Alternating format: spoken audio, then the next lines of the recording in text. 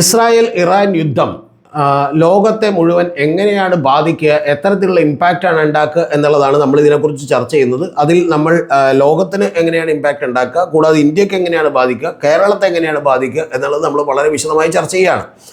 അതിൽ ഏറ്റവും പ്രധാനപ്പെട്ട ഒരു കാര്യമെന്ന് പറയുന്നത് എനർജി ഇമ്പാക്റ്റാണ്. ആ എനർജി ഇമ്പാക്റ്റ് എന്ന് പറഞ്ഞിട്ടുണ്ടെങ്കിൽ വെസ്റ്റ് ഏഷ്യയാണ് ലോകത്തിൻ്റെ തന്നെ ഓയിൽ പ്രൊഡക്ഷൻ്റെ 30% ഹാൻഡിൽ ചെയ്യുന്ന രാജ്യങ്ങളാണ് സൗദി അറേബ്യയും അതുപോലെ UAEയും ഖത്തറും ഒക്കെ തന്നെ. അപ്പോൾ ഈ രാജ്യങ്ങളൊക്കെ തന്നെ ലക്ഷ്യം വെച്ചുകൊണ്ട് ഇറാൻ അറ്റാക്ക് നടത്തിക്കൊണ്ടിരിക്കുകയാണ്. ഇറാൻ ഇപ്പോൾ ഏറ്റവും ഒടുവിൽ പറഞ്ഞേക്കുന്നത് അമേരിക്കയുടെ സൈനിക ബേസുകളായിട്ടുള്ള 27 മാത്രമേ ഞങ്ങൾ ആക്രമിക്കൂ എന്നുള്ളതാണ്. പക്ഷേ എങ്കിൽ പോലും അവിടെയുള്ള ഓയിൽ പ്രൊഡക്ഷനുകളിൽ വലിയ ഡാമേജും പ്രശ്നങ്ങളും ഒക്കെ ഉണ്ടാകാം എന്നുള്ളത് നമുക്കറിയാം. അവിടുത്തെ ഓയിൽ റിഫൈനറികളൊക്കെ തന്നെ ആക്രമിക്കപ്പെട്ടേക്കാം. അപ്പോൾ അങ്ങനെ ആക്രമിക്കപ്പെടുമ്പോൾ അവരെ ഖനനം ചെയ്തെടുക്കുന്ന സ്ഥലങ്ങളൊക്കെ തന്നെ ആക്രമിക്കപ്പെട്ടേക്കാം. അപ്പോൾ അങ്ങനെ ആക്രമിക്കപ്പെടുമ്പോൾ സ്വാഭാവികമായിട്ടും പെട്രോൾ വിലവർധനയിലും അതുപോലെ എണ്ണകളുടെ ഈ പറയുന്ന ഓയിലിൻ്റെ മൊത്തത്തിലുള്ള വിലവർധനയിലും ഒക്കെ തന്നെ വലിയ വ്യത്യാസം ഉണ്ടാകാൻ സാധ്യതകളുണ്ട്, കൂടാൻ സാധ്യതയുണ്ട്. അതിപ്പോൾ തന്നെ ഏതാണ്ട് 5 മുതൽ 8% വരെ കൂടിയിരിക്കുന്നു. അത് 20%-ഓളം കൂടാം എന്നുള്ളതാണ് എല്ലാ ഇക്കണോമിസ്റ്റുകളും അതുപോലെ ഇതിനെ സൂക്ഷ്മമായി നിരീക്ഷിക്കുന്ന ആളുകളും ഒക്കെ തന്നെ പറയുന്നത്. അത് ഒരു സാധാരണ നിലക്ക് തന്നെ ഉണ്ടാകാവുന്ന ഒരു സർജാണ് എന്നുള്ളത് ചുരുക്കം. അപ്പോൾ ഇത്തരത്തിൽ വലിയ തോതിലുള്ള എണ്ണയുടെ വിലയിൽ വർധനവുണ്ടാകുന്നു എന്ന് പറഞ്ഞാൽ നമ്മുടെ ഇന്ത്യ രാജ്യത്തേക്ക് എങ്ങനെ ബാധിക്കും എന്ന് നിങ്ങളൊന്ന് ഓർത്ത് നോക്കിയാൽ മതി. ഇത് ഒരു പ്രശ്നമാണെങ്കിൽ ഇനി അടുത്തത് എന്ന് പറയുന്നത് അവർ ഇതിൻ്റെ ഓയിൽ പോകുന്ന സ്ഥലങ്ങൾ, അതായത് ഇതിൻ്റെ കപ്പലുകൾ പോകുന്ന സ്ഥലങ്ങൾ തന്നെ അവിടെ വലിയ ഉപരോധം ഇറാൻ ഏർപ്പെടുത്താൻ സാധ്യതയുണ്ട് എന്നുള്ളതാണ്. അങ്ങനെ ഇറാൻ നിരവധി നാളുകളായി ലോകത്തെ തന്നെ ഭീഷണിപ്പെടുത്തിക്കൊണ്ടിരിക്കുന്നത്, പ്രത്യേകിച്ച് അമേരിക്കയെ ഭീഷണിപ്പെടുത്തിക്കൊണ്ടിരിക്കുന്നത് ഈ ഹോർമൂസ് കടലിടുക്ക്, ആ കടലിടുക്കിൽ ഞങ്ങൾ ഉപരോധം ഏർപ്പെടുത്തും എന്നുള്ളതാണ്. ആ ഹോർമൂസ് യുദ്ധഭീതിയിലേക്ക് കടക്കുമ്പോൾ എന്താണ് സംഭവിക്കുക എന്ന് ചോദിച്ചാൽ ലോകത്തിൻ്റെ ട്രേഡുകളിൽ ഈ വാട്ടർ വേയിലൂടെയാണ് ഏതാണ്ട് 20%-ഓളം വരുന്ന ഗ്ലോബൽ ട്രേഡ് നടക്കുന്നത്. അപ്പോൾ ആ ഗ്ലോബൽ ട്രേഡിനെ ബാധിക്കുമ്പോൾ എന്ത് സംഭവിക്കുമെന്ന് ചോദിച്ചാൽ, ഒന്ന് കപ്പലുകളുടെ ഇൻഷുറൻസ് കൂടും, അല്ലെങ്കിൽ കപ്പലുകൾ മറ്റേതെങ്കിലും ഒരുപാട് ദൂരം സഞ്ചരിച്ചിട്ടുള്ള വഴിയിലൂടെ വരേണ്ടി വരും. ഇതെല്ലാം തന്നെ ചരക്കുകളുടെ വലിയ വർധനവ്, അതിൻ്റെ വിലയിലുള്ള വലിയ വർധനവ് ഉണ്ടാക്കും എന്നുള്ള കാര്യത്തിലൊന്നും ഒരു സംശയമില്ല. ഇതാണ് ഈ 20% ഇതുവഴിയാണ് നടക്കുന്നത് നിങ്ങൾ ആലോചിക്കണം. അപ്പോൾ ലോകത്തെ മുഴുവൻ തന്നെ വലിയ ഇമ്പാക്റ്റ് ഉണ്ടാക്കും എന്നുള്ളതാണ്. ഇനി ഇന്ത്യയെ സംബന്ധിച്ച് എങ്ങനെയാണെന്ന് ചോദിച്ചാൽ, ഈ കടലിടുക്ക് എന്ന് പറയുന്നത് പേർഷ്യൻ ഗൾഫിൻ്റെ ഒക്കെ അടുത്തുള്ള വളരെ ചെടിഞ്ഞ ഒരു കടലിടുക്കാണ്. അവിടെ ഇറാനെ സംബന്ധിച്ചിടത്തോളം അത് തടസ്സപ്പെടുത്തുക കുറച്ചുകൂടി എളുപ്പമുള്ള കാര്യമാണ്. അങ്ങനെ സംഭവിച്ചാൽ ഇപ്പോൾ ചെറിയ കണക്കുകൾ പോലും ഞാൻ പറയാം. ഇന്ത്യയിൽ നമ്മൾ കഴിഞ്ഞ ഈ പറയുന്ന പോലെ കഴിഞ്ഞ മാസം 23 ലക്ഷവും അതിൻ്റെ മുമ്പത്തെ മാസം ഇപ്പോൾ ലാസ്റ്റത്തെ മാസം 26 ലക്ഷവും ബാരലാണ് അതുവഴി മാത്രം ഇന്ത്യയിലേക്ക് എണ്ണ എത്തിയത്. നേരത്തെ നമ്മൾ റഷ്യയിൽ നിന്ന് വാങ്ങിക്കുന്നുണ്ടായിരുന്നു, പക്ഷേ റഷ്യയിൽ നിന്ന് വാങ്ങിക്കരുത് എന്ന് ട്രംപ് പറഞ്ഞതിന് ശേഷം നമ്മൾ ഇവരിൽ നിന്നൊക്കെയാണ് കൂടുതലായി വാങ്ങിച്ചുകൊണ്ടിരിക്കുന്നത്. അങ്ങനെ 26 ലക്ഷം ബാരൽ, കഴിഞ്ഞ വർഷം അത് 20 ലക്ഷമായിരുന്നു, കഴിഞ്ഞ മുമ്പത്തെ മാസം അത് 23 ലക്ഷമായിരുന്നു, ഏറ്റവും ഒടുവിലത്തെ മാസം 26 ലക്ഷം ബാരലാണ് നമ്മൾ ഈ പറയുന്ന ഹോർമൂസ് കടലിടുക്കിലൂടെ ഇങ്ങോട്ട് കൊണ്ടുവന്നത് എണ്ണ. അപ്പോൾ ഇത്തരത്തിലുള്ള ഓയിലുകൾ നമ്മൾ മേടിക്കണമെങ്കിൽ അവിടെ ഉപരോധം വന്നിട്ടുണ്ടെങ്കിൽ എന്താണ് സംഭവിക്കുക എന്ന് സംഭവിച്ചാൽ ഇന്ത്യയിലേക്കുള്ള എണ്ണവരവ് കുറയുകയും സ്വാഭാവികമായിട്ടും ഇവിടുത്തെ വിലയിൽ വലിയ വർധനവുണ്ടാവുകയും ചെയ്യും എന്നുള്ള കാര്യത്തിലൊന്നും ഒരു തർക്കമില്ല. ഇത് കേട്ടിട്ട് നമ്മൾ പെട്ടെന്ന് പേടിക്കേണ്ട കാര്യമില്ല. കാരണം ഇന്ത്യയെ സംബന്ധിച്ചിടത്തോളം ഒരു സ്ട്രാറ്റജിക് പെട്രോളിയം റിസർവ് എന്ന് പറയുന്ന SPR എന്ന് പറയുന്ന ഒരു കാര്യമുണ്ട്. അത് നമ്മളൊരു 5.3 മില്യൺ, കൃത്യമായി പറഞ്ഞിട്ടുണ്ടെങ്കിൽ 53 ലക്ഷം ടൺ നമുക്ക് റിസർവ് ചെയ്യാൻ കഴിയും. അത് നമ്മൾ റിസർവ് ചെയ്ത് വെച്ചിട്ടുണ്ട്. പക്ഷേ അത് റിസർവ് ചെയ്ത് വെച്ചാലും ഏതാണ്ട് 70-75 ദിവസത്തിനിടക്കിടക്കുള്ള ഒരു പെട്രോൾ മാത്രമേ നമുക്കത് ഉണ്ടാവുകയുള്ളൂ എന്ന് പറഞ്ഞിട്ടുണ്ടെങ്കിൽ അത്രയും ദിവസത്തേക്ക് കുഴപ്പമില്ല. പക്ഷെ അതിനകം നമ്മൾ ഏതെങ്കിലും തരത്തിലുള്ള പരിഹാരം ഉണ്ടാക്കിയില്ലെങ്കിൽ അത് തീർച്ചയായിട്ടും നമ്മളുടെ പെട്രോൾ വിലയിൽ കുതിച്ചുകയറ്റം ഉണ്ടായേക്കാം. ഇനി അല്ലെങ്കിൽ പോലും ഞാൻ പറയുന്നത് അത്രയും നാളൊന്നും ഗവൺമെൻറ് കാത്തു നിൽക്കാൻ സാധ്യതയില്ല. അതുകൊണ്ട് വലിയ തോതിലുള്ള കുതിച്ചുകയറ്റം നമ്മുടെ പെട്രോളിയം പ്രൊഡക്ട്സുകളിൽ ഉണ്ടായേക്കാം. സോ ഡീസലിനും പെട്രോളിനും ഒക്കെ വില കൂടും എന്നുള്ളത് ചുരുക്കം.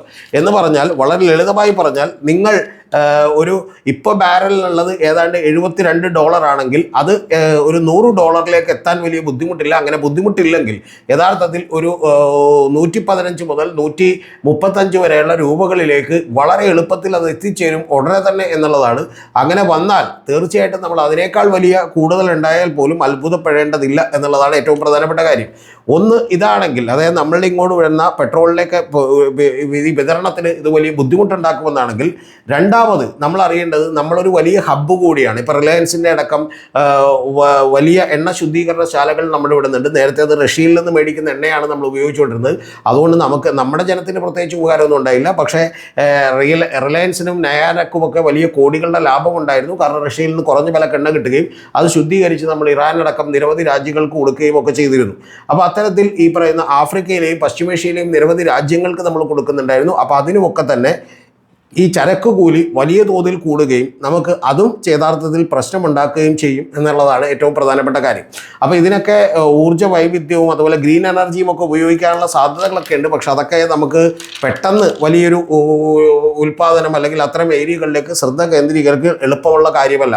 ഇത് ഇക്കണോമിക്കലി നമുക്ക് ഉണ്ടാക്കാൻ കഴിയുന്ന ഏറ്റവും പ്രധാനപ്പെട്ട കാര്യമാണ്.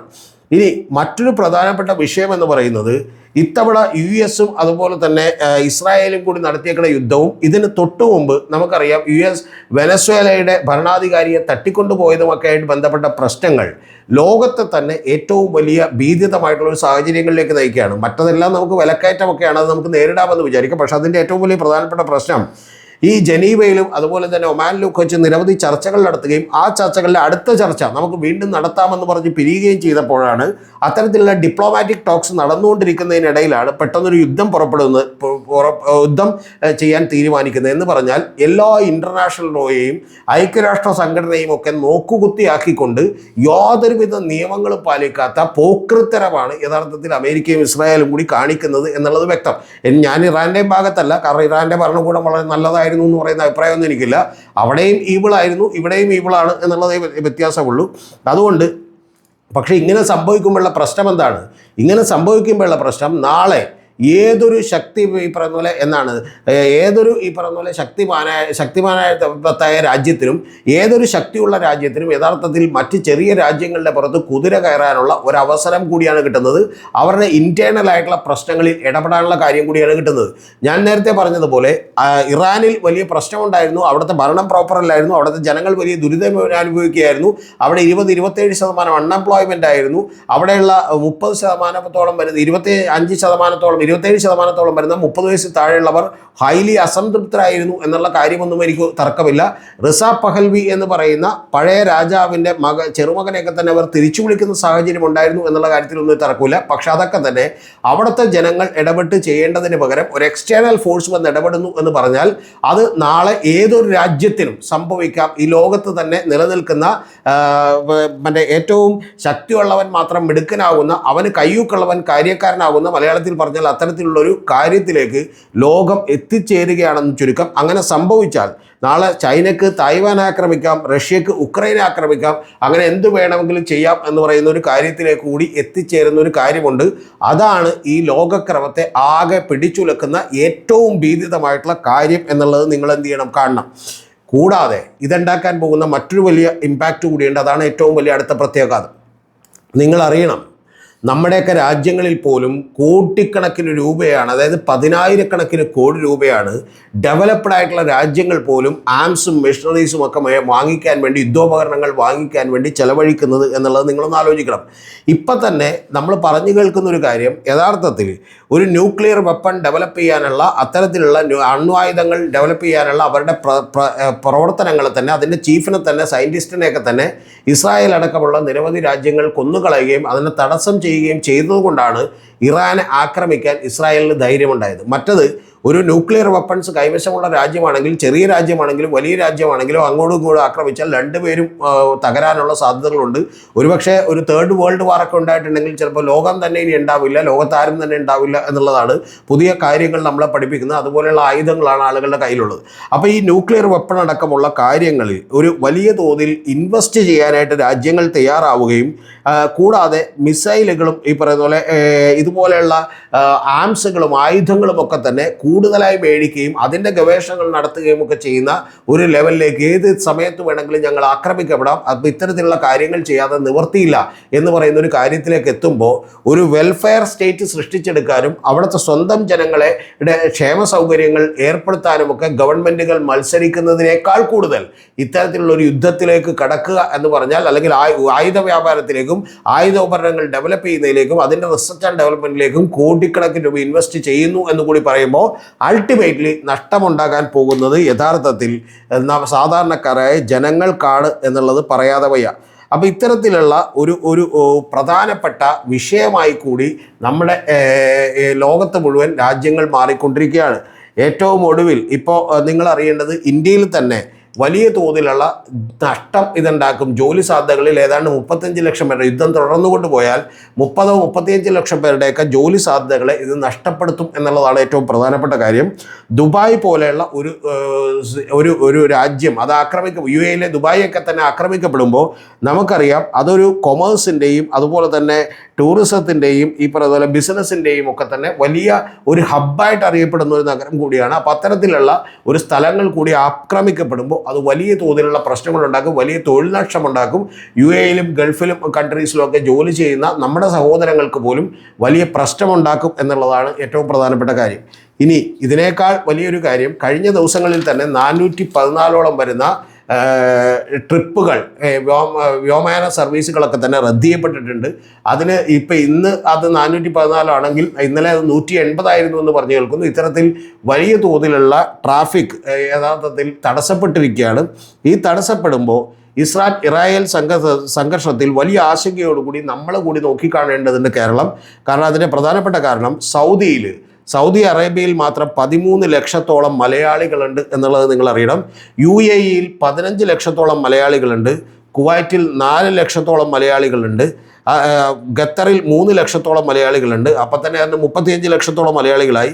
ബഹ്റൈനിൽ 2 ലക്ഷത്തോളമുണ്ട്. ഒമാനിൽ 2 ലക്ഷമുണ്ട് എന്നിങ്ങനെയാണ് ഏകദേശ കണക്കുകൾ. കൂടാതെ ഇസ്രായേലിൽ 15,000-ഓളം മലയാളികളുണ്ട്. ഇറാനിൽ 100-ൽ താഴെ മലയാളികളേ ഉള്ളൂ. ഇവരെയൊക്കെ ഒഴിപ്പിക്കലും ഇവരുടെ പറയുന്ന പോലെ സേഫ്റ്റി ഉറപ്പുവരുത്തലും ഒക്കെ തന്നെ വലിയ പ്രധാനപ്പെട്ട പ്രശ്നമാകും. കാരണം ഞാൻ ഈ വീഡിയോ എടുത്തുകൊണ്ടിരിക്കുന്ന ഞായറാഴ്ച രാവിലെ തന്നെ ഇപ്പോൾ ഏതാനും മിനിറ്റുകൾക്ക് മുമ്പ് തന്നെ UAE-ലും അതുപോലെ തന്നെ ദുബായിലും അതേപോലെ ബഹ്റൈനിലും ഒക്കെ തന്നെ ഇറാൻ വീണ്ടും ആക്രമണം തുടങ്ങിയിരിക്കുന്നു എന്നുള്ളതാണ് കണക്ക്. എന്ന് പറഞ്ഞാൽ ഇത് ലോകത്തെ അങ്ങനെ തന്നെ പിടിച്ചു കൊടുക്കാൻ പോകുന്ന ഒരു കാര്യമാണ് എന്ന് ചുരുക്കം.